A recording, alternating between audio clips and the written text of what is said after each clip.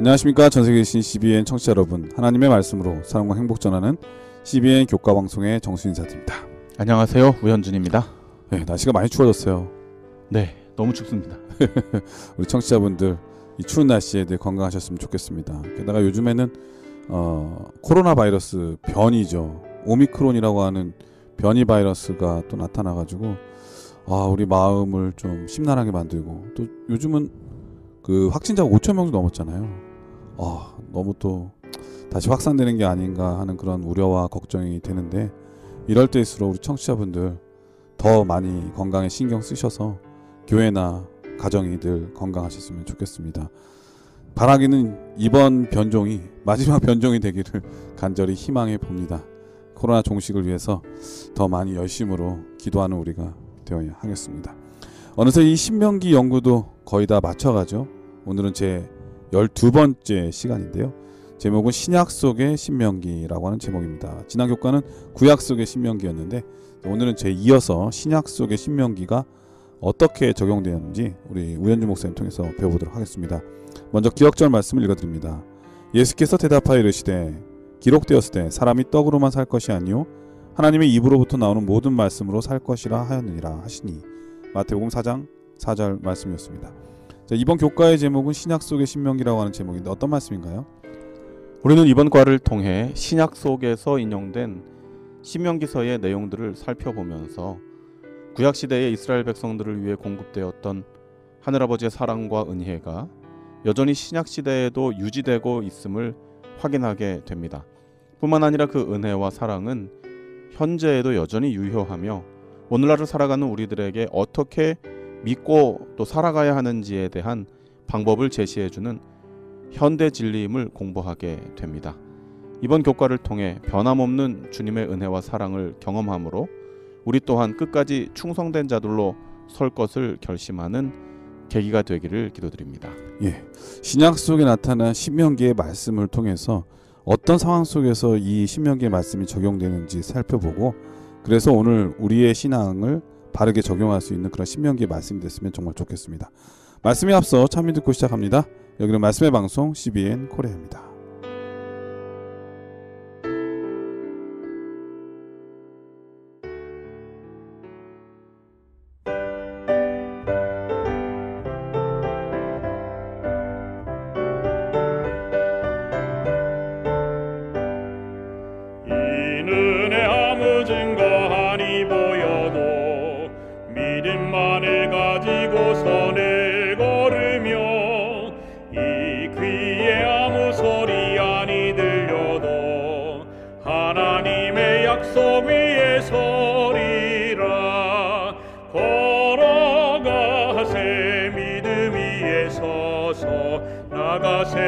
나가세 의심 버리고 걸어가세 믿음 위에 서서 눈 가기에 아무 증거 없어도.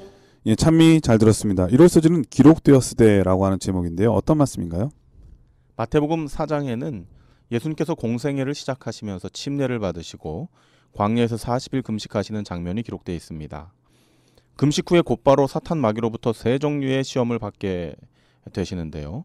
그 모든 시험을 말씀으로 물리치시는 모습을 보게 되죠. 예수님께서 사용하신 가라사대의 그 말씀들은 모두 구약의 말씀이었습니다. 이 부분까지는 우리가 너무나도 잘 알고 있는 내용입니다. 그러나 일요일 교과에서는 우리가 미처 생각지도 못한 놀라운 반전을 이야기하고 있습니다.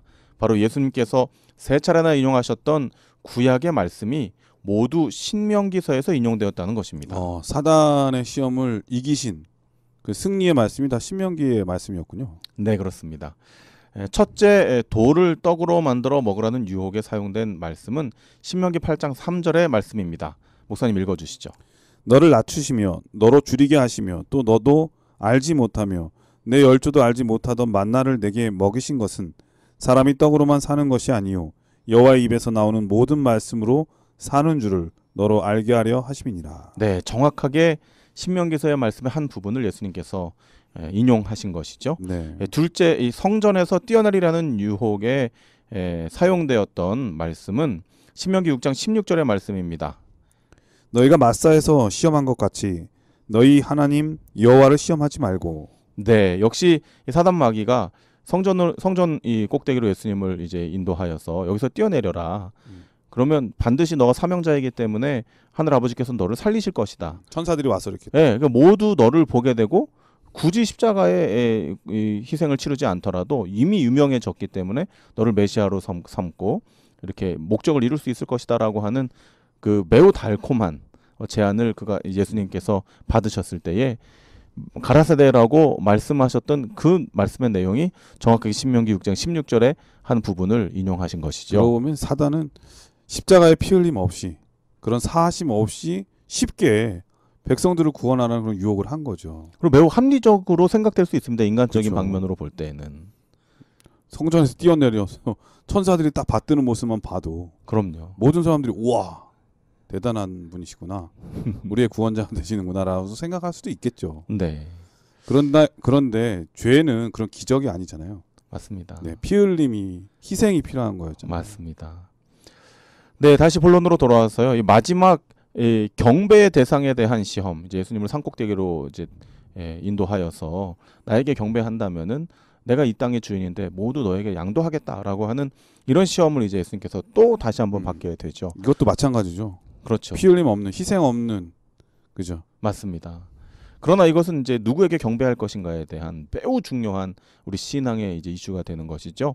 이 시험을 받으실 때도 예수님께서 말씀으로 대처하셨는데 그 말씀이 바로 신명기 6장 13절의 말씀을 그대로 인용한 것이라고 저자는 이야기합니다. 신명기 6장 13절의 말씀을 한번 읽도록 하겠습니다. 내 하나님 여호와를 경외하며 섬기며 그 이름으로 맹세할 것이니라. 네, 이와 같이 신명기서는 예수님 당시에도 말씀대로 살아가는 것이 어떠한 삶인지를 제시해주는 예수님의 모본을 통해서요.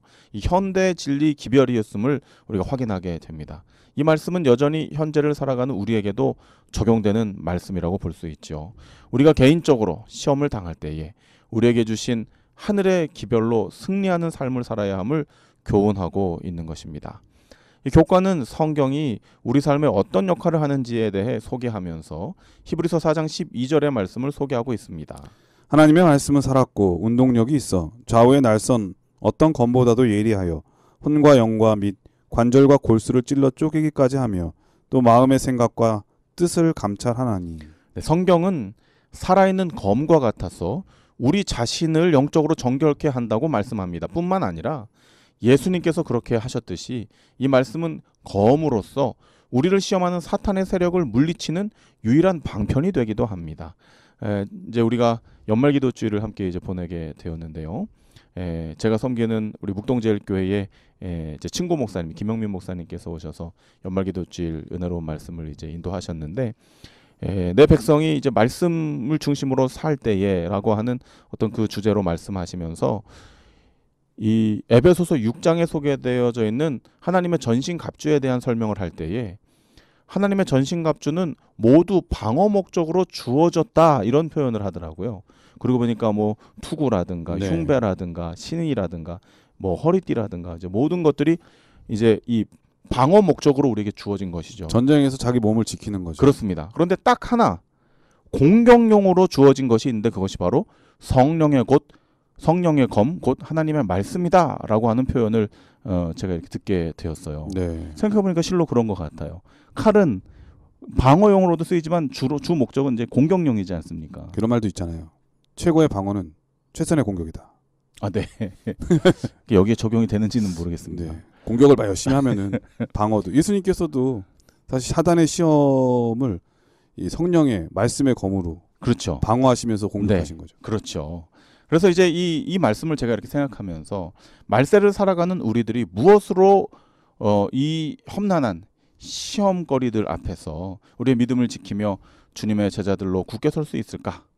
그것은 바로 예수님께서 그렇게 하셨듯이 우리에게 주신 말씀으로 승리하는 삶을 살아야 되겠다 하는 결심을 일요일 교과를 공부하면서 또 새롭게 하게 되었습니다. 우리 모든 CBN 청취자들도 다시 한번 말씀의 중요성에 대해서 생각하시고 이 신명기를 공부하면서 예수님께서 이 신명기에 기록되어져 있는 말씀들을 실제적인 유혹과 시험 앞에서 어떻게 활용하셨는지를 우리가 좀 살피면서 우리의 삶에서도 잘 적용해 나가는 승리하는 우리 그리스도인들 되시기를 예수님 이름으로 축원드립니다. 예, 이로서는 기록되었을 때라고 하는 제목인데 예수님의 이런 시험은 우리의 구원에 있어서도 매우 중요하잖아요. 예수님께서 이 시험을 다 이기셨기 때문에 우리를 구원자로서의 아무 흠없는 희생양, 대속물이 될 수 있었던 거 아니겠습니까? 그런데 그 시험을 이길 수 있는 가장 중요한 인용의 말씀을 신명기의 말씀을 했다는 것은 그만큼 평소에 예수님께서 신명기 모든 성경의 말씀을 다 사랑하셨지만 신명기의 말씀을 얼마나 사랑하시고 또 소중하게 여기셨는지 알 수가 있습니다. 사람이 급할 때 자기가 늘 생각했던 대로 하기가 되게 쉽잖아요. 예수님께서는 평상시에 얼마나 하나님의 말씀을 묵상하고 사랑했는지 이 장면만 봐도 이해할 수가 있는데 우리가 세상에서 이길 수 있는 유일한 길은 바로 하나님의 말씀인데 평상시에 말씀을 읽지 않다가 갑자기 말씀을 얘기할 수는 없겠죠. 하나님의 말씀을 평상시에 많이 묵상하고 사랑하는 우리 모든 청취자분들 다 되셨으면 좋겠습니다. 자, 월요일 소지는 차별하지 말라라고 하는 제목인데요. 어떤 말씀인가요? 일요일 교과가 우리 자신의 영혼을 위해 어떻게 말씀을 적용하며 살아야 할지에 대해 공부했다면 월요일은 다른 일을 위해 우리는 어떤 삶의 원칙을 말씀을 통해 적용해야 할지를 배우게 됩니다. 신명기 10장 17절에서 19절의 말씀을 함께 보시겠습니다. 너희 하나님 여호와는 신의 신이시며 주의 주시요 크고 능하시며 두려우신 하나님이시라. 사람을 외모로 보지 아니하시며 뇌물을 받지 아니하시고 고아와 과부를 위하여 신원하시며 나그네를 사랑하사 그에게 식물과 의복을 주시나니 너희는 나그네를 사랑하라. 전에 너희도 애굽 땅에서 나그네 되었음이니라. 우리가 함께 읽은 이 말씀은 하늘 아버지께서 어떻게 사람을 대하시는지에 대해 짧고도 간결하게 묘사하고 있습니다. 신 중의 신이시요 주의 주이신 가장 크고 능하신 하늘 아버지께서 사람을 대하실 때에 그 사람의 외모를 보지 아니하시며라고 이렇게 표현하고 있습니다. 이 말씀은 종종 저에게도 큰 위로가 되는데요. 특별히 이 외모에 자신 없는 분들에게 용기를 주는 말씀이 아닐까 생각해 봅니다. 오 목사님 잘생기셨는데요. 제가 볼 때는 너무 멋있게 남자답게 생기셨는데. 우리가 라디오라고 목사님 아, 진짜, 검증할 수 없는. 이 화면이 있으면 보여드리고 싶은데 외모는 제가 많이 좀 떨어지죠. 남들에 비해서. 근데 저는 제가 얼굴이 개성 있는 얼굴이다 이렇게 생각하며 살고 있습니다. 네, 하여튼 목사님이나 저나 은혜로 사는 것입니다. 네. 주님께서 외모로 사람을 평가하지 않으셔서 참 다행이라 생각합니다. 네, 목사님하고 저랑 같은 부류를 해주니까 저는 고마운데 감사합니다. 네, 사실 우리가 잘 알다시피 이 말씀은 사람의 겉모습이나 행동, 그 사람이 갖추고 있는 외적 요인으로 사람을 평가하지 말고 네. 하늘 아버지의 형상으로 창조받은 한 사람의 가치와 그 인격을 존중하며 그 마음의 진실함을 평가 기준으로 삼으라는 겉면의 말씀으로 이해되어 왔습니다. 이 내용에 더해서 이번 교과는 사람의 외모를 보지 아니하시며라는 문구가 그 당시 어떤 배경에서 사용된 것이며 또 무엇을 의미하고 있는지에 대해 자세히 설명을 해주고 있는데요. 이는 히브리어에서 비유적으로 사용된 관용구였다고 합니다. 이 재판장이 판결을 할 때에 모두에게 공정하기 위해 그 대상이 얼굴을 들지 않도록 하는 데서 유래된 것이라는 거죠. 그러니까 우리가 뭐 춘향전이나 이러면은 네. 죄인은 고개를 들라 이렇게 해서 이제 누군지 확인을 하잖아요. 그렇죠. 만약 정말 귀족이거나 부잣집 또 대감마님 자녀면은 좀 봐주고 또 가난하거나 이러면 좀 엄하게 하거나 이런 차별이 되게 있었던 것 같아요. 그렇죠. 그리고 이제 평소에 나랑 친했던 사람이면은 조금 봐주고 나한테 괘씸하게 굴었던 사람이면은 좀 더 엄중한 잣대를 좀 들이대고. 그러니까 요즘도 그런 게 종종 있는데 뭐 많이 사라졌다고는 하지만은 옛날에 얼마나 심했겠습니까? 맞습니다. 이 교과에서도 그런 내용들을 설명을 하고 있어요. 이제 옛날 재판관이나 왕은 죄인을 판결할 때 그 사람의 얼굴을 보고 그 사람의 신분에 따라 판결을 내렸다는 것이죠. 그러나 하늘 아버지께서는 그 재판관들과 죄인 이 왕들보다도 훨씬 더 뛰어나신 분이심에도 불구하고 그렇게 하지 않으신다는 거예요. 사람의 신분에 상관없이 모두를 공평하게 대하신다는 것이죠. 이와 같은 진리는 그 당시 사회에서 가장 무시당하던 자들, 즉 고아나 과부, 나그네와 같은 사람들까지도 모두 사랑으로 공평하게 대하신다는 것을 의미하는 것입니다. 네, 오늘날도 그런 역사가 그대로 유지된 게 있잖아요. 죄인들이 감옥에 가면은 똑같은 옷을 입잖아요. 네. 네, 그래서 그거는 만약에 빈부격차나 이런 걸로 한다 그러면은 부잣집은 좋은 죄수복을 입을 것이고 가난한 사람들은 정말 안 좋은 옷을 입을 텐데 지금 다 똑같은 옷을 입는 것은 아마 그런 정신을 그대로 유지하는 게 아닌가 그런 생각이 드네요. 네, 뭐 세상 왕들과 재판관들은 기울어진 그러한 판결을 했을지 모르지만 하늘 아버지께서는 모두를 공정하게 그들의 얼굴을 보지 않으시고 모두를 공평하게 보신다는 것이죠. 이와 같은 박의 정신은 예수님 생애에서도 엿볼 수 있습니다. 그분께서는 병자들을 가까이 하셨고 세리와 창기들과 식사를 하셨습니다. 소외당하는 자들을 불쌍히 여기시고 그들의 소리를 들어주셨습니다. 부르신 12명의 제자들 역시 모두 사회에서 약자들이요 무시당하는 자들이었습니다. 오늘날 정치가들처럼 어떠한 이 선거철에만 열악한 곳, 힘든 곳을 찾아다니면서 인사하고 이렇게 하는 것이 아니라 예수님은 평상시에 늘 그들과 가까이 하셨다는 것이죠. 그래서 늘 가난한 자들, 죄인들의 친구가 되신 분이 우리 예수님이셨죠. 네, 그렇습니다. 이 교과에서도 소개되어 있듯이 예수님의 사도들도 모두를 사랑하며 공정해야 한다는 그분의 정신을 신약 성경 곳곳에 기록으로 남겼습니다. 그리고 또 그 말씀대로 순종하며 사역하고 살았지요. 그렇다면 오늘을 살아가는 우리들은 어떻게 해야 할까요? 사실 이제 저희 큰아이가 네. 이번에 이제 대학 이제 입학 시험을 치렀습니다. 신학과 네, 신학과 지원했죠. 지원을 했는데 축하드리고 부럽습니다. 감사합니다. 이제 이 방송에 나갈 때면 이제 합격 여부가 이제 이렇게 발표가 될 텐데요. 기쁜 소식으로 우리 CBN 청취자들에게 좀 인사를 드렸으면 다 잘 좋겠다. 되리라고 확신합니다. 네, 제가 이제 이 원서를 준비하면서 예. 굉장히 뜻밖의 이제 내용을 제가 좀 접하게 되었는데요. 저 이제 교회 담임을 하다 보니까 작년에도 그렇고 이제 이 수험생들이 이제 삼육대학교 지원하는 우리 이제 고3 학생들이 추천서를 받으러 와요. 그때까지 이제 다른 내 자식이 아닌 다른 이제 우리 교인들의 자녀들에게 추천서를 써주니까 정말로 제가 그 아이에 대해서 느끼고 있는 좋은 감정들, 꼭 추천해야 될 내용들을 성심성의껏 잘 적어서 줬거든요. 그러면서 제가 생각을 했어요. 내가 이제 우리 아들이 입학할 때는 내가 어떻게 추천을 해줄까. 그런데 그 기회가 저에게 오지 않더라고요. 아버지는 쓸 수가 없군요. 예, 심지어는 그 가족과 관계되어져 있는 모든 관계자들이 이 아이에 대해서 추천을 할 수가 없어요.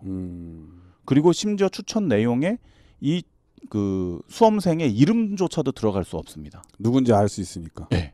그러니까 이게 서류 심사할 때는 그 사람이 누군지 성씨와 이름이 아예 들어가지 않고 그 추천 내용만을 가지고 평가를 하는 거예요. 정말로 예수님의 정신처럼 얼굴을 들지 않게 하는 것입니다. 그냥 그 평가받을 내용으로만 평가를 하는 거예요. 네. 어제 그걸 보면서 야 정말 공정하게 하려고 우리나라 이 교육 그 입학 시스템이 최선을 다하고 있구나 이걸 제가 체감하게 되었는데 취업도 그렇잖아요. 네 요새 블라인드 테스트가 아주 맞습니다. 일상화되어 있는데 이러한 노력에도 불구하고 간혹 그런 일이 일어나서는 안 되는데 누구 집안의 아들, 네. 누구 때문에 또 들어가는 그런 경우 때문에 네 세상이 또 좀 시끄럽기도 하고 그런 때가 있죠. 맞습니다. 그런데 이제 이것이 기득권자들에게는 좀 억울하고 내가 이렇게 쌓았는데 그걸 내가 행사를 못해? 이런 생각을 할 수 있지만 갖지 못한 자들, 사회의 약자층에 있는 자들, 연약하고 또 힘겨운 자들에게는 이것이 얼마나 고마운 일이에요. 기회가 균등하게 주어진다는 것이 얼마나 좋은 일입니까? 하늘 아버지께서 우리에게 죄 가운데 살고 있는 우리에게 그와 같은 공정한 잣대로 차별하지 않으시고 구원 얻을 수 있는 방편을 제공해 주신다는 사실을 생각할 때 너무나 감사한 것이죠.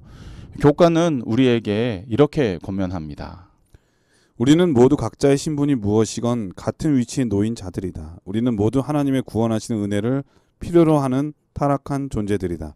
하지만 좋은 소식은 우리의 신분에 상관없이 예수 그리스도 안에서 우리 모두에게 구원의 은혜가 주어졌다는 사실이다. 네, 아멘입니다.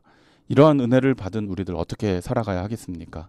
신명기에 기록된 사람의 외모를 보지 아니하시며라는 이 진리는 우리 자신에게 적용되는 복음일 뿐만 아니라 또 이 은혜를 누린 우리들 역시 이 제시된 진리, 모두를 공평하게 대하는 정신을 가지고 다른 이들을 대하며 살아가야 한다는 것을 가르쳐주고 있는 귀한 말씀인 것이죠. 매 순간 누구를 만나든 예수님의 정신으로 공정하게 모두에게 공평한 자들로 살아가는 우리 CBN 청취자들 되시기를 기도드립니다. 예, 월요 소지는 차별하지 말라라고 하는 제목이었는데 예수님께서는 신명기에 말씀을 사랑하셔서 그 말씀을 많이 선포도 하셨지만 그의 삶이 신명기의 정신으로 삶을 사셨다는 것도 이 말씀을 통해서 깨달을 수가 있네요. 네, 그리고 실질적으로 이 말씀을 선포하신 분도 예수님이시죠. 맞습니다. 예수님이 저자시니까. 네. 모세를 통해서 말씀하신 분도 예수님이시니까. 모세가 증언했잖아요. 네. 그런데 세상은 아무리 공평하게 하려고 해도 만족이 없죠. 만족스럽지 못하고. 그러나 우리 하나님은 절대 사람에게 외모로 취하지 아니하시고 보지 아니하시고 공평하게 정의롭게 또 공정하게 하신다고 하는 것 그 하나만으로도 너무 기쁘고 즐거운 일이라는 생각이 듭니다. 아멘. 우리같이 연약한 사람에게는 얼마나 큰 축복의 말씀인가요? 아멘. 그러므로 우리도 다른 사람을 업신여기지 말고 할 수 있는 대로 신명기의 정신에 따라 그게 바로 예수님의 정신인 것을 깨닫고 차별하지 않고 공정하게 하는 우리 모두 됐으면 좋겠습니다. 세상에는 정말 인종 때문에 차별받는 사람 참 많은 것 같아요. 얼마 전에 그 축구 선수 중에 한 사람이 자기가 선수 시절에 차별당한 거를 이렇게 증언했는데 너무 마음 아프더라고요. 자기를 향해서 원숭이라고 하고 막 이런 것들 때문에 그 마음에 내가 태어나고 싶어서 태어난 게 아닌데도 불구하고 차별당했을 때 그 서글픔이나 아픔을 보니까 정말 그러지 말아야 되겠다 그런 생각 많이 했습니다. 또 그 산상보훈의 말씀 중에는 우리가 그런 일을 할 때 하나님 아버지를 모독하는 것이다. 하나님 아버지께 모멸감을 드리는 것이라는 표현도 있거든요. 절대 그런 일을 해서는 안 되겠습니다. 자, 화요일 소지는 나무 위에서 저주받음이라고 하는 제목인데요. 어떤 말씀인가요? 화요일 교과는 갈라디아서 3장에 기록된 믿음으로 말미암아 얻는 구원의 본질에 인용된 신명기서의 진리를 소개하고 있습니다. 사도행전 15장에서 예루살렘 총회를 통해 할례자나 무할례자가 모두 주님 안에서 구원의 대상이 된다는 결정이 있었음에도 불구하고 갈라디아 지역에 있는 교회들은 율법의 행위를 주장하는 자들로 인해 혼란 가운데 처하게 되었습니다. 이에 바울 사도는 애끓는 심정으로 잘못된 율법의 적용을 지적하면서 오직 듣고 믿는 그 믿음으로 말미암아 율법의 요구를 충족할 수 있음을 강조하게 되죠. 그러나 애석하게도 이와 같은 복음의 진수인 갈라디아서가 특별히 3장의 말씀이 구약의 율법이 폐지되었다는 근거 성경절로 일부 기독교인들에게 오용되고 있습니다.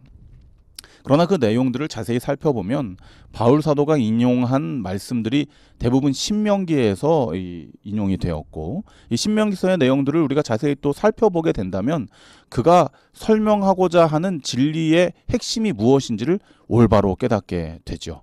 먼저 갈라디아서 3장 10절 이 오해의 소지를 가지고 있는 이 난해 구절을 함께 좀 보도록 하겠습니다. 무릇 율법 행위에 속한 자들은 저주 아래 있나니 기록된 바 누구든지 율법책에 기록된 대로 온갖 일을 항상 행하지 아니하는 자는 저주 아래 있는 자라 하였습니다.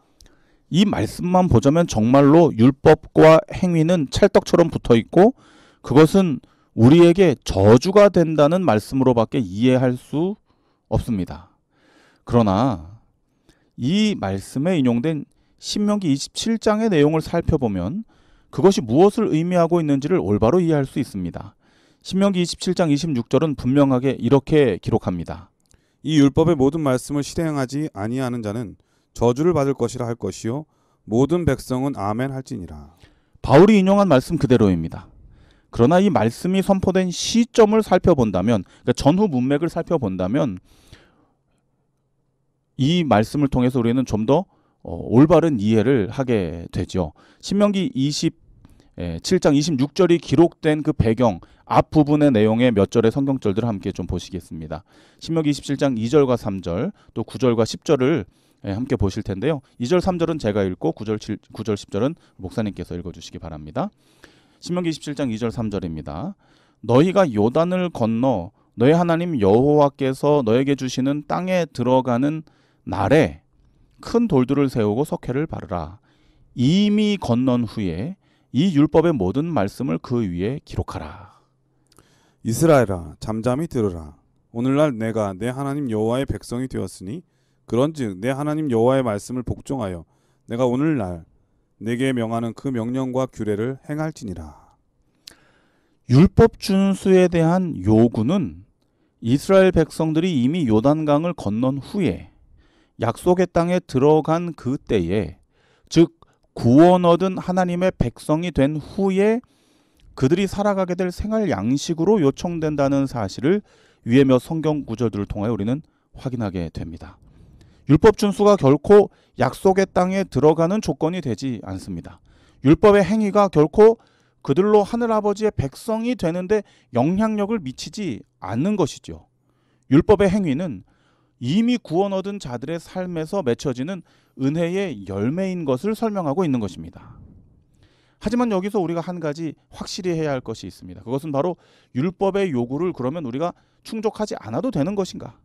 만약에 율법의 요구를 충족하지 못한 자들에 대한 처벌은 어떠한가?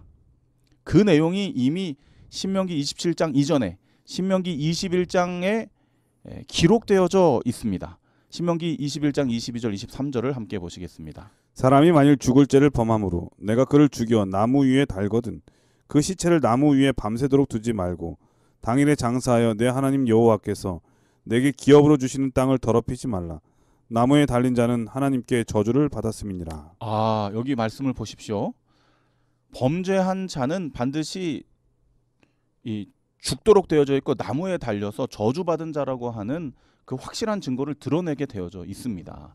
신명기 27장에 율법을 행치 않은 자들은 저주를 받을 것이라고 하는 그 내용이 이미 21장에 그 범죄한 자들이 어떻게 죽는지에 대한 내용으로 묘사되어져 있는 것이죠. 그렇다면 이스라엘 백성들을 한번 생각해 보십시다. 27장의 앞부분에 너희가 이미 약속된 땅에 들어갔고 하나님의 백성이 되었다. 그러니 이제부터 율법을 너희 삶에서 준행하며 살라고 하신 이 말씀을 우리가 어떻게 이해해야 될까요? 어떻게 율법의 요구도 충족하지 못한 자들이 이미 하나님의 백성이 되며 약속의 땅에 들어갈 수 있을까요? 그렇게 공정함을 따지시는 주님께서 어찌 이렇게 이스라엘 백성들에게만은 관대하실까요? 바울 사도는 율법의 행위를 충족하지 못하여 이르는 저주에 대한 해결책을 다음과 같이 제시합니다. 갈라디아서 3장 13절입니다. 그리스도께서 우리를 위하여 저주를 받은 바 되사 율법의 저주에서 우리를 속량하셨으니 기록된 바 나무에 달린 자마다 저주 아래 있는 자라 하였습니다.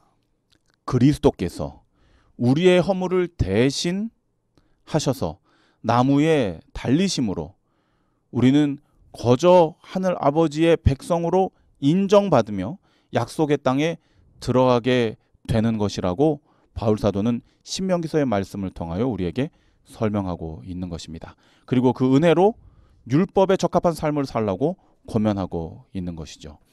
저는 화요일 교과를 공부하면서 신약에서 제시하고 있는 깊은 신학의 의미는 구약의 말씀을 분리하고서는 결코 온전히 이해할 수 없다는 사실을 깨닫게 됩니다. 구약과 신약은 모두 우리의 구원을 위해 그리스도께서 희생당하시고 그 은혜로 얻게 되는 놀라운 선물임을 말해주고 있는 것이죠. 이 놀라운 진리를 우리에게 허락하신 우리 주님께 감사를 드리고 또 기쁨으로 그분의 뜻에 순종하는 우리가 되기를 기도드립니다.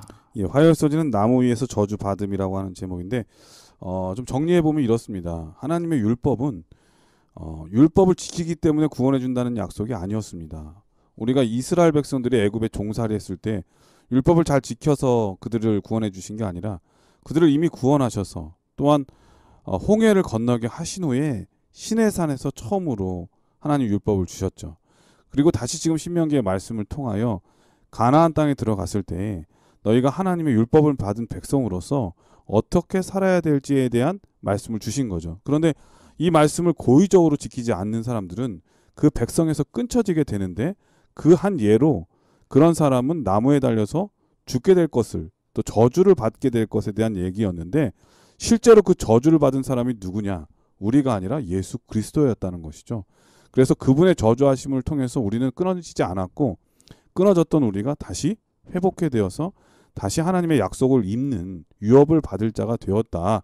그래서 믿음으로 이 약속을 믿는 자들은 모든 사람들이 약속 안에 거하는 유업을 받는 자가 되었다는 그런 말씀이신 것 같습니다. 그 내용이 이제 바울 사도를 통하여 네. 갈라디아서에 기록이 된 것이고요. 신명기의 말씀을 인용한 거죠. 그렇죠. 그 사상은 신명기, 구약 성경인 신명기에서 인용된 것이죠. 그렇기 때문에 예수님도 이 신명기의 말씀을 너무 사랑하셨던 것 같아요. 이 백성을 위해서 내가 어떠한 사명을 감당해야 되는지 그리고 어떻게 살아야 되는지에 대한 구체적인 내용들이 그렇죠. 기록되어 그 있습니다. 말씀을 너무나 생각하시면서 네. 그 말씀을 쓰신 분도 바로 예수 그리스도이시니까요. 네. 그러니까 예수님께서 이 땅에 와서 하나님 말씀을 무시하며 살았냐? 그렇지 않거든요. 하나님의 말씀을 너무 사랑하시고 그 말씀을 온전하게 완전케 하시는 예수님이셨음을 우리가 다시 한번 이 바울의 이 말씀을 통해서 깨달을 수가 있었습니다. 네. 저는 또 이제 특별히 화요일 이 교과를 공부하면서 좀 전에도 제가 말씀드렸듯이 신약에 소개되어져 있는 모든 우리 구원과 관련된 이런 신학들이 있지 않습니까? 네. 이러한 내용들이 결코 구약을 배제하고서는 완벽하게 이해할 수 없다는 사실을 다시 한번 좀 느끼게 되거든요. 많은 개신교도들이 구약은 이미 폐지되었다. 신약으로 우리가 은혜로 구원을 얻는다라고 주장하지만 그 은혜의 사상이 모두 구약에서부터 이미 비롯되어졌다는 것을 우리가 이번 신명기서를 공부하면서 다시 한번 좀 깨닫게 되는 것이죠. 맞습니다. 하나님의 율법도 하나님에 대한 사랑과 인간에 대한 사랑이 있는 것처럼 성경도 구약과 신약이 온전히 짝을 이루어야 하나님의 온전한 말씀으로서의 성취가 있고 예언이 있고 또 앞으로의 희망이 있는 것 아니겠습니까? 이 모든 거에 대한 이 신구약 이 선지자들의 이 사상을 우리도 결코 간과하지 말고 마음에 새기는 삶이 되어야 하겠습니다. 자, 그럼 여기서 찬미 한 곡 들으신 다음에 계속해서 수요일 목요일 서지를 공부하도록 하겠습니다. 여기는 말씀의 방송 CBN 코리아입니다.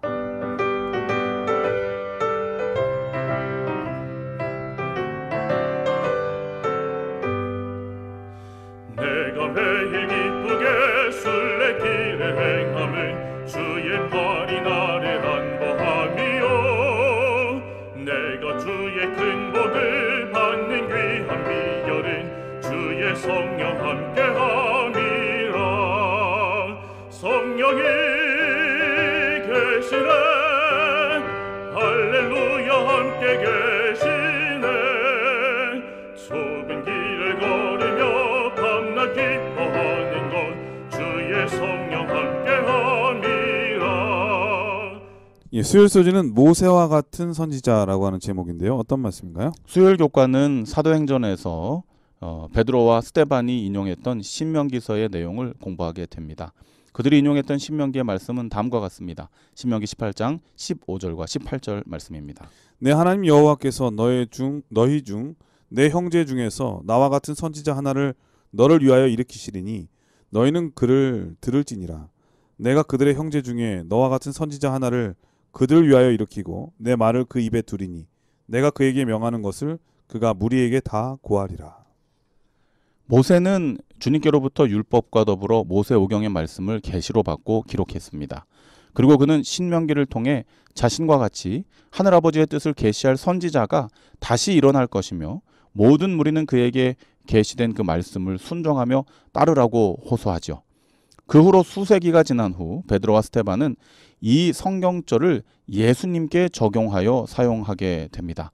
베드로는 사도행전 3장에서 예수 그리스도를 소개하면서 신명기 18장의 말씀을 다음과 같이 인용합니다.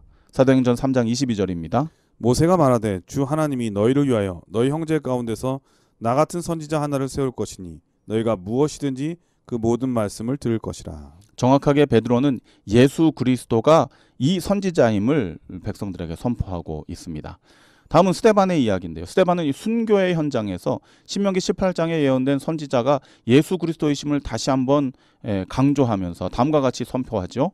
그를 죽이려고 둘러쌌던 자들에게 그가 이렇게 말합니다. 사도행전 7장 52절 53절입니다. 너희 조상들은 선지자 중에 누구를 핍박지 아니하였느냐. 의인이 오시리라 예고한 자들을 저희가 죽였고 이제 너희는 그 의인을 잡아준 자요 살인한 자가 되나니 너희가 천사의 전한 율법을 받고도 지키지 아니하였도다 하니라.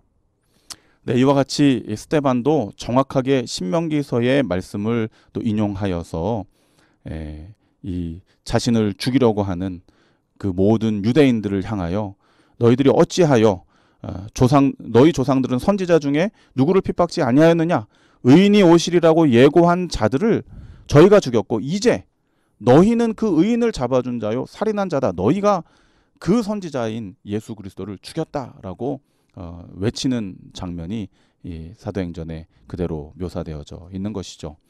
우리는 오늘 수요일 교과를 통해 구약의 한 성경인 신명기에 예수 그리스도에 대한 예언으로 이 충만히 채워져 있는 내용들을 함께 살피게 되었습니다. 예수님은 그저 신약에 편협하게 소개되는 구원자가 아니십니다. 온 인류의 역사와 함께 기록된 구약과 신약의 모든 말씀을 이루신 그 말씀의 본체가 바로 예수 그리스도이신 것이죠. 현대를 살아가는 그리스도인으로서 말씀을 통해 모든 성경이 가리키고 있는 예수 그리스도를 더욱 알아가는 우리 모든 주의 종들이 되어야 되겠습니다. 이 수요일 교과를 통해서 우리가 얻을 수 있는 현대 진리의 핵심적인 내용은 그것입니다. 말씀을 이전에도 그랬지만 여전히 오늘도 편협하게 보아서는 안 된다는 것입니다. 예수님 당시에 사도들이 구약의 온전한 말씀을 들어 인용하여서 예수 그리스도를 증거하고 그들의 믿음을 확증지었던 것처럼 오늘날 우리가 살아가는 이 현대 시대에도 이미 우리에게 주어져 있는 구약과 신약의 온전한 말씀들을 그대로 받아들이고 그 말씀에 예언되어져 있고 성취된 예수 그리스도의 삶을 우리가 증거하고 또한 우리 자신도 그 말씀을 우리 마음 가운데 믿음의 확신의 근거로 삼고 살아가야 한다는 것을 우리가 이제 배우게 되는 것입니다. 예수님 당시의 성경은 구약 성경이었잖아요. 네. 그들이 구약 성경만 바르게 이해할 수 있었어도 예수님을 몰라보진 않았겠죠. 그리고 그가 어떤 분이셨는지 말씀을 비교해서 그의 삶을 봤다면, 그 편견만 버릴 수 있었다면 그들도 아마 예수님을 구주로, 개인의 구주로 영접할 수 있지 않았을까. 그래서 개인적으로 예수님을 영접한 사람들도 있었잖아요. 유대인 중에 또 바리새인 중에도. 하지만은 대부분의 사람들이 그 말씀에 대해서 예수님에 대해서 이렇게 선입견을 갖고 있었기 때문에 예수님을 그 말씀대로 적용하지 못했던 것이 아닌가, 그런 생각이 듭니다. 수요 소지는 모세와 같은 선지자라고 하는 제목인데, 모세는 나와 같은 선지자가 나타날 것에 대한 말씀하셨는데, 신약에 있는 많은 사도들은 바로 그 모세와 같은 선지자를 예수님으로 적용하셨다는 것. 실제적으로도 모세는 애굽에 종살이했던 이스라엘 백성들을 구원했지만 예수님은 죄의 종살이하는 우리들을 십자가의 보혈로, 자기 피로, 자기 희생의 피로 우리를 구원하시는 모세보다 더 큰 선지자로서 나타나셨음을 사도들을 통해, 그의 증언들을 통해서 배울 수 있었습니다. 자, 목요일 소지는 두려운 일이라고 하는 제목인데요. 어떤 말씀인가요? 사람에게 있어서 가장 두려운 일은 무엇일까요? 죽음의 공포? 그렇습니다. 그것은 바로 영멸하는 죽음입니다. 그래서 형벌 중 가장 큰 형벌이 바로 사형인 것이죠. 네. 모든 사람은 죽음에 대한 극도의 두려움을 갖고 있습니다. 성경 역시 이 사실을 부정하지 않죠. 죄의 싹은 결국 사망이라고 선포합니다. 이 목요일 교과에 소개되는 히브리서 10장은 죄로 인해 죽을 수밖에 없는 인간이 어떻게 구원을 얻게 되는지에 대한 사실은 복음으로 채워져 있는 말씀입니다. 예수님 이 땅에 오시기 전에는 그림자, 이 표상으로 제시된 제사 제도를 통해 죄로부터 자유하게 되었지만 이제는 본체이신 그리스도께서 오셨으므로 더 이상 정죄 아래 있을 필요가 없음을 강조하고 있는 것이죠. 그러나 바울은 신명기 17장 6절의 말씀을 인용하여 복음 되시는 그리스도를 받아들이지 않는 자들은 결국 가장 두려워하는 그 영멸의 심판을 맞이하게 될 것이라고 경고하고 있습니다. 우리 신명기 17장 6절의 말씀과 히브리서 10장 28절로 31절의 말씀을 함께 비교하면서 읽어보도록 하겠습니다. 죽일 자를 두 사람이나 세 사람의 증거로 죽일 것이요, 모세의 법을 폐한 자도 두세 증인을 인하여 불쌍히 여김을 받지 못하고 죽었거든. 하물며 하나님 아들을 밟고 자기를 거룩하게 한 언약의 피를 부정한 것으로 여기고 은혜의 성령을 욕되게 하는 자의 당연히 받을 형벌이 얼마나 더 중하겠느냐 너희는 생각하라. 네, 신명기 17장 6절에서는 죽일 자를 두 사람이나 세 사람의 증거로 죽일 것이요라고 이렇게 이야기하는데, 그 앞에 내용을 보면 이제 율법을 폐한 자들에 대한 내용들이 나와요. 율법을 어기고. 네. 그래서 이제 이 모세 당시에 율법을 폐한 자라고 하는 그 의미는 원문으로 보자면은 인정하기를 거절할 뿐만 아니라 거부하고 파기하는. 그래서 이 히브리서 10장 29절에 보면은 무엇이라고 합니까? 발로 밟고 부정하고 욕되게 하는 그러한 일들, 완전히 거절하고 그냥 반대만 하는 것이 아니라 그것을 완전히 없애버리려고 하는 시도들을 하는 것. 이 모세 당시에도 율법을 폐한 그러한 자들이 있다는 것이죠. 이제 그러한 자들을 어떻게 했습니까? 그 죄값을 그렇게 된다면은 구원 얻는 은혜를 그렇게 발로 밟고 줘버린다면은 결국은 그 죄값을 스스로 치러야 하는 것이죠. 그래서 그 죄에 대하여 한 사람 이상의 두세 사람이 증거를 설 때에는 그는 결국은 멸망의 그 죽음을 자기 스스로가 감당하게 되었던 것이죠. 합리적인 거죠. 네네. 한 사람 말만 들어서는 안 된다는 거죠. 네네. 이 사람이 그렇게 했는지에 대한 공평하고 정당한 그 증인으로서의 삶이 있는 그걸 기준으로 해서 처벌을 또 형벌을 내린다는 그런 말씀인 거죠. 그렇죠. 이제 공공연하게 모든 사람들이 두세 사람 이상이 알도록 나는 제사제도 반대한다. 나는 싫다. 나는 그 율법을 폐한 사람으로 살기를 원한다. 이러한 자들은 결국은 그 죄값을 자기가 감당을 해야 된다는 것입니다. 우리나라도 마찬가지죠. 우리나라의 법에 대해서 무시하고 업신여기고 그러면은 추방당할 수밖에 없거나 우리나라에 살 수가 없겠죠. 그것은 본인이 선택하는 것입니다. 네. 이와 같이 이 구원을 얻을 방편으로 제시된 예수 그리스도 역시 우리가 인정하지 않고 거절하고 그 마음에서 파기해버린 자로 살기로 결정한다면 결국 그 형벌에 대한 책임은 우리 자신에게 있는 것이고 또 결국 그 영멸하는 심판에 처하게 될 것임을 히브리서 10장은 자세하게 설명하고 있는 것입니다. 공의롭게 한다고 하는 것을 두세 사람으로 표현한 것이죠. 그렇죠. 근데 이 히브리서 10장의 바울 사도가 소개하고 있는 이 내용이 어디에서 인용된 것입니까? 예. 신명기서에서 그 내용이 인용되어졌다는 사실을 이제 목요일 교과에서 우리 다 확인하게 되는 것입니다. 예수 그리스도의 보혈에 그 언약의 피를 부정한 것으로 여기고 또 하나님 아들을 밟고 이런 사람들, 성령을 욕되게 하는 이런 사람들은 결국 스스로의 형벌을 받도록 취하는 거예요. 그렇죠? 그것이 가장 사실은 자기가 두려워하는 일을 자처하는 것이죠. 그게 바로 이제 사망인데 성경이 말하는 사망은 둘째 사망을 말하는 것이겠죠. 그렇죠. 영멸하는 완전히 소멸되어 버리는 그러한 사망인 것이죠. 네, 오늘 우리는 목요일 교과를 통해 그동안 심판에 대해 경고하는 기별로만 여겨졌던 히브리서 10장의 한 부분의 말씀이 우리에게는 복음이었음을 다시 확인하게 되었습니다. 구원 얻을 방편으로 제시된 예수 그리스도를 거절하지 말고 마음으로 받아들임으로 영생에 이르게 되시는 우리 모든 CBN 청취자들 되시기를 기도드립니다. 예, 목요일 서지는 두려운 일이라고 하는 제목인데 예수 그리스도의 사랑이 얼마나 큰지 알면 그분을 거절하기가 더 어렵다고 하는 생각이 듭니다. 부모님의 사랑을 알면은 그 사랑을 깨닫고 나면 부모님을 더 사랑하게 되지 싫어하게 되지는 않잖아요. 그러므로 이 하나님의 구원의 약속은 그만큼 크고 우리에게는 소중한 약속인데 이 소중한 약속을 거절하는 것만큼 두려운 일이 어디 있겠습니까? 이 두려운 일이 우리의 일이 되지 않도록 항상 믿음으로 더 많이 하나님 말씀을 통하여 주의 사랑을 깨닫는 여러분들의 삶이 되기를 간절히 축원합니다. 우리 목사님께서 이번 교과를 간략하게 정리해 주시고 기도하고 마치도록 하겠습니다. 오늘 우리는 신약에 기록된 주요 교리들이 신명기서의 기별들과 함께 마치 이 톱니바퀴 맞아 떨어지듯 정확하게 짝을 이루어 그 의미를 명확히 하며 그 기별들이 여전히 오늘날 우리에게도 유효한 현대 진리임을 살펴보게 되었습니다.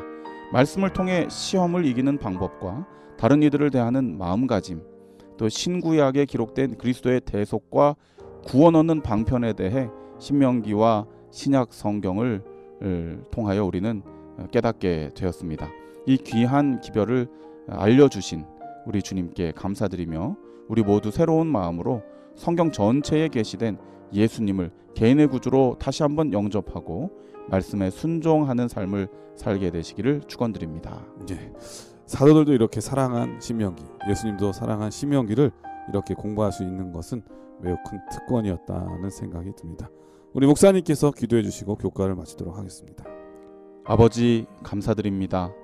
구약과 신약에 명확히 제시된 예수님을 우리에게 보여주시고 그 은혜와 사랑이 여전히 우리에게 유효한 현대 진리임을 가르쳐 주시니 감사드립니다. 과거의 어떠한 이들처럼 그 은혜를 거절하지 않게 하여 주시고 오직 성령의 능력으로 우리에게 주신 복음을 능히 받아 감당하는 주의 자녀들 되게 하여 주시옵소서. 예수님 이름으로 기도드립니다. 아멘. 네, 전세계 계신 CBN 청취자 여러분, 12월도 거의 다 저물어 가고 있습니다. 2021년도 하면은 코로나19밖에 생각이 안 나는데 여전히 그럼에도 불구하고 우리를 보호하시고 지키시는 하나님의 사랑이 있었음을 고백하게 됩니다. 새로운 한 해도 하나님의 사랑으로 여러분의 가정과 교회가 늘 충만하게 되길 간절히 축원드리면서 이 코로나 변이 오미크론 속에서도 5천 명이 넘는 그 확진자 속에서도 여러분 늘 건강하게 되기를 간절히 축원드리면서 저희는 다음 주에 더 좋은 모습으로 찾아뵙도록 하겠습니다. 안녕히 계십시오. 감사합니다.